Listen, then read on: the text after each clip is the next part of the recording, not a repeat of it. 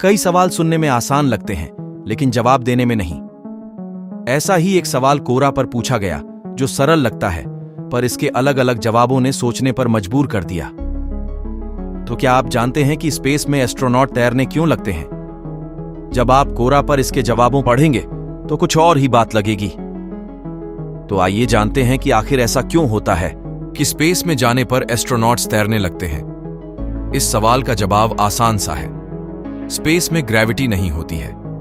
पृथ्वी पर ग्रेविटी होती है, जिससे हम हवा में नहीं रहते हैं, बल्कि नीचे गिरते हैं। स्पेस में हम नीचे नहीं गिरते हैं, और ग्रेविटी ना होने के कारण हम तैरने लगते हैं। लेकिन इसका कारण इतना भी सरल नहीं है। दरअसल जैसे जैसे हम पृथ्वी की सतह से ऊंचाई पर जाते हैं, ग्रेविटी की असर कम होता जाता है। एक जगह ऐसी आती है कि हम गिरने की जगह तैरने लगते हैं, लेकिन तब भी पृथ्वी की ग्रेविटी का असर बना रहता है। इंटरनेशनल स्पेस स्टेशन यानी ISS, जहां हमारे एस्ट्रोनॉट्स होते हैं, यहीं पर जाते हैं और वे यहीं पर तैरते हैं। इतना जानने के बाद हमें एक यूजर का जवाब समझ में आ सकता है, जो सुनने में अजीब लगता है।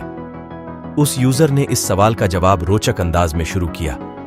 उसने कहा, स्पेस में एस्ट्रोनॉट इसलिए नहीं तैरते क्योंकि वहां ग्रेविटी नहीं होती, बल्कि वे इसलिए तैरते हैं क्योंकि वहां ज्यादा ग्रेविटी नहीं होती है। दरअसल यूजर माइक्रोग्रेविटी की बात कर रहा था।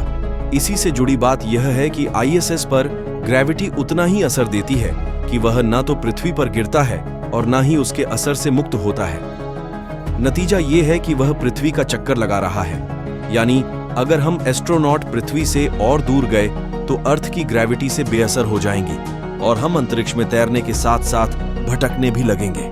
जबकि ISS में रहते हुए हम केवल उसी के वातावरण में तैरते रहेंगे। सच यही है कि ISS ना तो गिर रहा होता है और ना ही तैर रहा होता है। वह तो पृथ्वी का चक्कर लगा रहा है। पर इन जवाबों से कहीं आप तो चक्कर में नहीं आ गए?